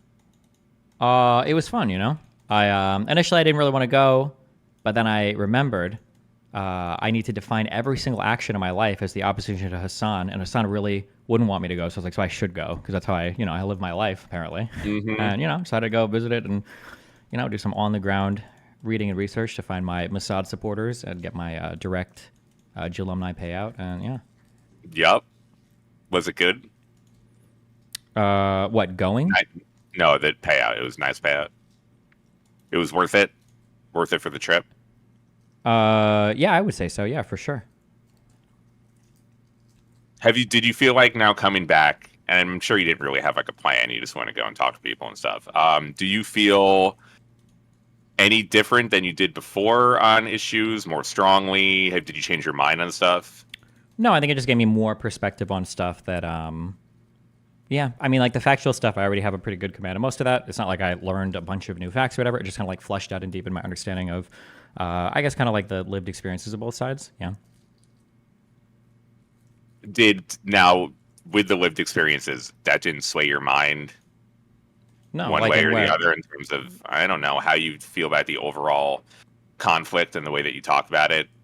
No, I don't think so. I think it would be pretty scary if you were missing like so much of a thing that just like going to a place would completely 180 your opinion on it. I think that would probably show it. No, not 180, but you don't have to turn all the way around. You could just make slight deviations based on, you know, yeah, it could. Okay. I mean, you weren't there for that long. I mean, I know. Yeah, I mean, But, I feel like most of my understanding before going was like decently good. I feel like it deepened my understanding on the factual level. I feel like it just kind of like furthered most of the opinions that I already had. But like on an empathetic level, like seeing how people live and seeing the conditions on the ground can give you like a deeper appreciation for the different feelings and the narratives on both sides. So, yeah. You feel like you're going to go back? I don't know. I like trying to figure out where I want to go. You have a big fan base there, right? Yeah. I mean, I've got fan bases everywhere. I'm fucking international. Yeah, but you got my people over there. Your people? Aren't your people New Yorkers? When was the last time you went to Israel? Never. Yeah, we call you diasporoids. Never Okay, have. you're not those aren't your people. All right, those are the loyal, faithful ones building on the Zionist project. You're a class traider They living in New always York. did. Okay. They always tried to get me to go over. Mm-hmm. I had a lot of friends that were friends with the Hasids and always tried to get me to go to Israel. Never did happen. You know, I have many Jew friends that like your content. That's good. I'm the you know, the not very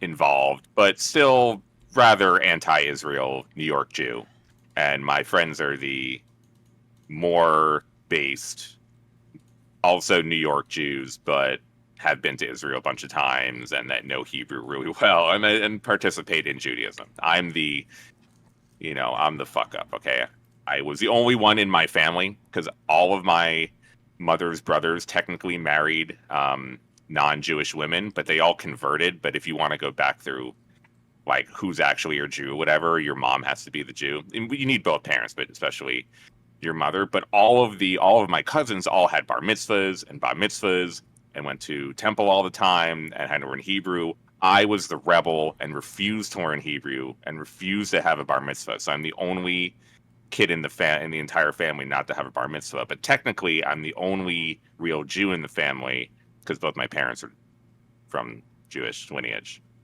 Wow. So I'm the black sheep. Crazy. Anyway, but all my buddies they like your content. You're doing good, and they say I'm stupid. Well,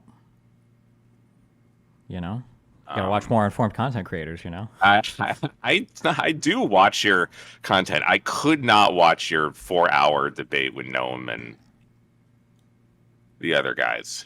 I couldn't do it. Well, I'm sure it was great. It was amazing, you know. I saw a lot more discussion about the debate than I did about the debate. Yeah, that's usually how it goes. Most of the people that cover it are, pretty deranged. But what are you gonna do? Do you feel like any of the debates that you're doing, especially around this topic, have that changed your mind? Has anything made you, like, change course on certain issues within this larger context? Not that much in terms of debates, because just the vast majority of people that have really strong opinions about this are wholly and completely uneducated about it. Like the vast majority. Come on, you can't say that. Look, the people that you're talking to. Wait. What do you mean I can't say that? Most of their lives, because you're being too strong. Give me a single example of how I'm wrong. These people will spend the majority of their lives, some of them, working on like the singular issue and working in the field. Name one of them. Who's one of them I've debated that's given an impressive performance about that? That's disagreed with me. I'm not saying that. I don't know. They will fucking watch the goddamn thing. Then how could you possibly have an opinion that would contradict mine here? I just mean in terms of their history. It doesn't mean that they're correct. But yeah, it's not that's like been the case. They're not uninformed though. They're just came to a different conclusion. No, I think a lot of them are uninformed or don't understand what they're talking about. Yeah. Oh, okay. Yeah. I mean, I can't dispute that. I don't know.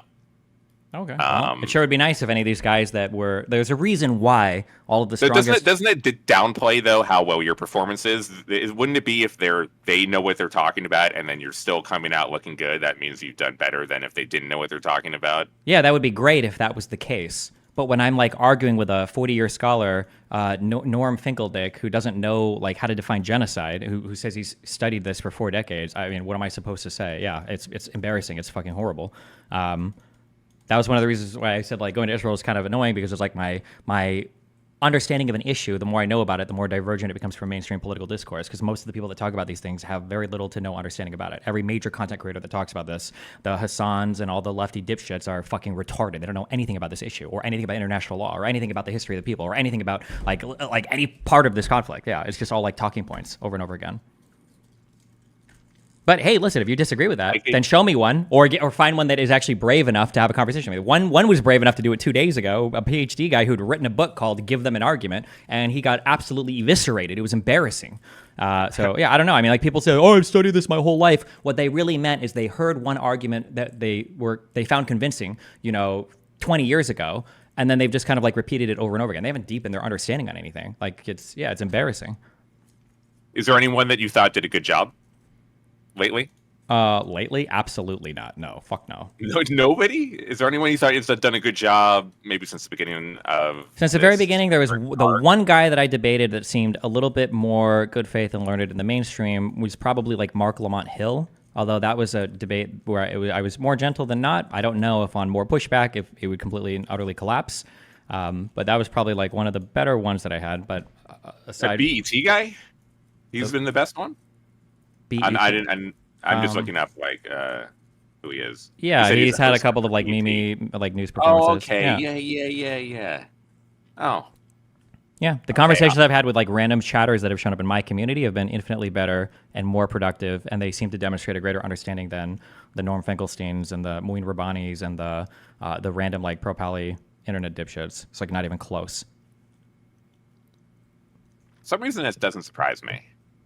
Why? You just said that you were shocked that people that could be studying this conflict for decades could have no information or knowledge about it. Shouldn't that shock you? Well, it seems more like...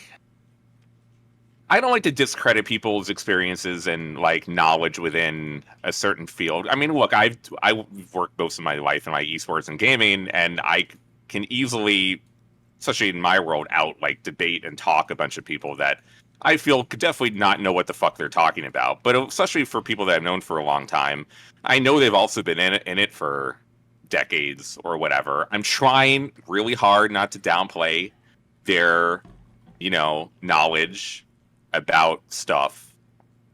But I mean, I can understand feeling people don't know what the fuck they're talking about. And it being really frustrating to then listen to people not know what the fuck they're talking about, talk a lot.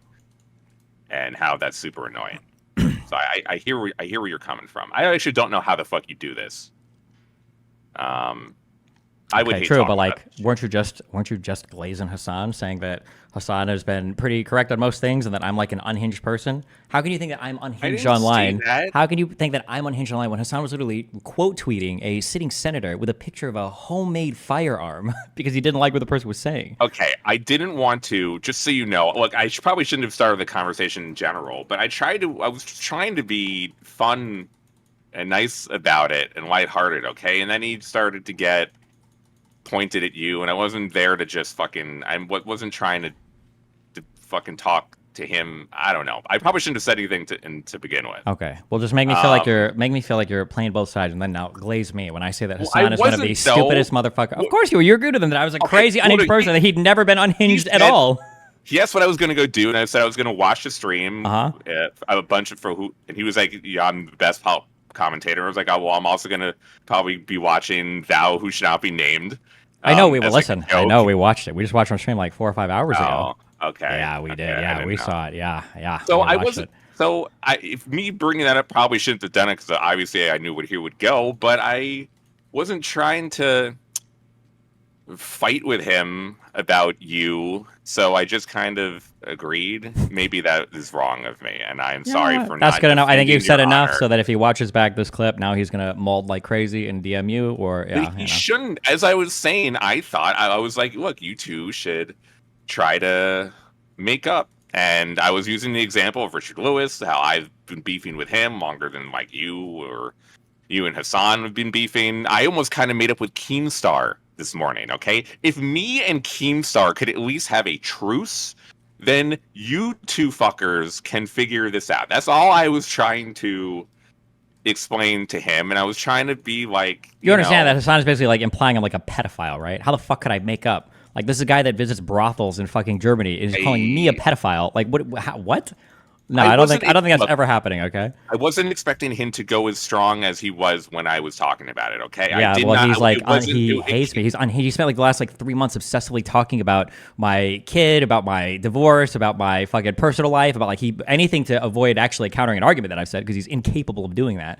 Yeah, he's fucking unhinged. Going after him for forever too. It's not. Hold on, no, wait. I've been going after him because his arguments are dog shit and he's a horrible political commentator. It's not just like digging in on like random shit about his personal life all the time. There's like 20-minute compilations of him just like calling me divorcelli and talking about how I'm a Nazi now. Most of the vast majority of my coverage of him is like, why is he saying this? This is fucking retarded. I don't think he's done any research here. Like, this is completely fucking incorrect. That's like the coverage is like markedly different. Okay, I can understand that. That's not good. That's not good. I also hate it when people go after me personally and it has nothing to do with what we're talking about. I fully understand that. Not great. No. Bad. Okay? Listen, it's not good. I don't care. I just need to get that out of my system. There's enough clip for him to watch now of you not standing up to me, and now he's going to mold like crazy over this. So that's good. It's fine. Both of you could think I'm an asshole, and both of your communities also. Hassan's community was talking a ton of shit to me once I mentioned you, and I'm sure all of your. Yeah, you understand also when he calls my community insane. You understand that Hassan lost. Like the largest podcast that he was a part of, the Ethan one, he lost that connection because of how unhinged his audience was and how much he was driving his audience to hate Ethan, right? To Ethan, yeah. Not good. Okay, not so great. It's interesting that he claimed that, like, yeah, the DGG audience is insane. That's the thing that he says over and over and over again. But Hassan's audience actually lost him, like the largest fucking podcast that he had been a part of, like completely. Like, it's not even close to comparing the two things. But you know, all of your guys' communities are just very passionate. Okay. Oh, so it's all the same. Okay. Well, you all have very strong communities. It's not like Hassan might have a bigger potentially streaming platform, but you have a bigger subreddit. Yeah, we do. But the difference is on those lefty communities, the types of attacks that they greenlight are way more atrocious than what I'm allowed on mine. Like if we were greenlighting anywhere near the level of insane unhinged, like Hassan was just on a Wired interview promoting other streamers that made death threats and threats of physical violence against me for TwitchCon. Things like, oh yeah, if Destiny shows up, it's on site. Or if this is why we need to kill all slave owner families. And Hassan's like, yeah, these are great people. Like, whereas on my side, if one person DMs Ludwig, who has 0 followers and 0 followed on his account, all of a sudden that's like an evidence of Destiny's community being unhinged and like driven to making threats and blah, blah. Like it's the comparison isn't even remotely the same. Destiny's more accepted by Jews than you, Slasher. You know, probably. You're not wrong, Chad. True. Anyway. You're not wrong. Oh, it's so what? The doc. Yeah. He has a bigger platform. He definitely has. I mean, you definitely made a lot of enemies when it comes to like liberal media, maybe liberal mainstream media, and he's courted liberal media pretty well. Stop. No, he has not. Absolutely not. He's courted like progressive media well. I don't know if he's liked at all in liberal media. I don't know if liberal media has good feelings about like progressives right now at all. I'm not sure about that. Hassan is burned. Hassan is one of the least connected people in terms of media for his size. His appearances on other shows are abysmal. Like if I cover his appearance on another podcast, my clip will get more views than his entire appearance. He's like burned almost every like bridge that he has in any of these things. That's why he doesn't make very many appearances on other shows. He's like almost completely insulated in his own network now. The guy can't handle any like criticism or negative feedback or challenging from any other person ever. Like that's just the reality of where he's at right now. You know, just want to correct the record there. It's an important thing for both of us. Neither of you see a reconciliation. No, he's an actual, like, everything soon. that he accuses me of doing, he actually does. He's a horrible, like, disgusting human being. And not because of some imagined, like, divorced, forever, like, weird shit reasons. I think the fact that he pushes stuff with very little understanding of what he's saying and seems to be signing off on certain figures that are like talking about like violent activities. Like when he brought the Houthi person on his stream, like this is a guy who is, the Houthi guy is celebrating, okay, the launching missiles at merchant ships in the ocean. Hassan is bringing that person on to spread his message. And now that kid is like tweeting things that more people are seeing as a result of the fact that he was on Hassan's stream. Do you see it? That was a frame further function, guys, or frame function further. Okay, yeah. Like Hassan has done these types of things like over and over and over and over again. Where he's doing things that are in like the direct interest, like contrary to the United States. He'll always side with the U.S. enemy. He'll always give like more talking time and airing those points. He'll always be super critical of the United States. And then he drives his audience to, either not vote for anybody in the U.S. interest or to feel like discouraged by the current political system or to engage in like online harassment or hate campaigns against people that they don't feel are pure enough for them. And now you have like massive waves of progressives like shitting on AOC or holding demonstrations against, Democratic candidates or hating Bernie Sanders because they're not like radical enough for them. That's wild, I think. Yeah, Jamal Bowman lost here. Like, that was not surprising. Once I saw that every fucking leftist streamer or whatever was coming to New York, I was like, all right, it's over. Sure, yeah. Well, what are you going to do? I mean, because a lot of them are completely insufferable. Did Hassan even show up for that, to help anything for that? Why doesn't he notice how he does nothing also with his platform? If he's not getting paid, like 6 figures for it, he won't go and do anything? Kind of crazy, huh? A lot of people didn't show up. I actually don't know. It was a good turnout, I think. Huh. I saw a picture of like 12 people, and your boy was there. Well, who's my boy? Your boy Vosh. Oh, nice, yeah. I know your buddy. I'm not actually up to date on this parasocial part of the war. Don't you think it's kind of weird that like arguably the largest lefty streamer in the United States or the world like doesn't do anything to activate audiences for political ends? Isn't that kind of strange? But he was there. He did help in losing. What was his participation in that event? Actually, I have no idea. All I did was saw a picture of a bunch of people. Then I saw a couple streams. I didn't see him do any of the content. It's possible he didn't actually do anything. Oh no, I'm talking about Hassan, not Vosh right now. I'm talking about Hassan. Oh no. He was not there, and I have no idea. I don't really remember much help he gave in New York. Know what he does, but I'm sure he's making a lot of money streaming somewhere. So, but anyway, do you think he would have been able to influence anyway? It really just felt like, as everything you were saying, yeah, leftists are insufferable in a lot of ways, and they take, they get a lot of flack, deservedly so, not just online, but in a lot of these races, they are losing because they're. Wait, you're asking me, do I think that anybody online can influence people's opinions? Like, with Hassan doing content for Bowman's election, would he even been able to get people over the line? Just Hassan alone, maybe not, but like if all the progressives were to activate in more meaningful ways, that wasn't just them constantly shitting on their own party, like what Hassan does, like what Brianna Joy Gray does, like what every single progressive commentary person online does, like Emma Blake, like all these people, yeah, I think it probably would be at least a little bit different, yeah. But I mean, if you want to go with the argument that like, well, no, nothing online matters anyway, well then why the fuck do these guys get so mad if alt-right content creators get big, or if people platform Nazis? Is it that the only people who can convince anybody of their arguments online are far-right people, but the progressives can't? Like, how does that make sense in both worlds? Like, either influences online are so bad that we need to be proactive in banning people because the thought is infectious, or none of it fucking matters at all anyway, in which case who the fuck cares if somebody says the N-word or somebody like has some Nazi propaganda? Like, it doesn't matter anyway, right? Like, you can't have it both ways. Not you personally, but these guys. Like, you have to pick. Either online shit is influential, and if you're fucking rich, you should try to influence it, or none of it fucking matters, in which case why like be so aggressive about banning people for hate speech or shit that you disagree with? Yeah, he should have taken a stronger stance, especially in that case with it being high profile. There definitely should have been more. True. But I also feel like, as you say, it is somewhere in the middle. It definitely matters what you do online. Content has an effect, as we obviously know, on people and how they make decisions, and especially younger people who are becoming of age who can vote. Content easily can affect and shape their worldview. But then also a lot of the time, nothing on the internet matters especially things like Twitter, really in comparison to the real world, most of the time has no actual effect on stuff. So it's somewhere in the middle. Everything is like one talk show won't change the country, one politician won't change the country, one stream won't change, but it's like it's a collective action from everybody, right? But yeah. Okay, well, Okay. hopefully The other I stuff. can I could be matchmaker eventually. I'm gonna still maybe not approach this for a while, but I'm gonna try. Okay. Okay. I think you two were great together. I really enjoyed that arc, parasocially from afar. I thought you two. It was nice. Yeah. Well, I enjoyed that content. we'll see what happens. All right.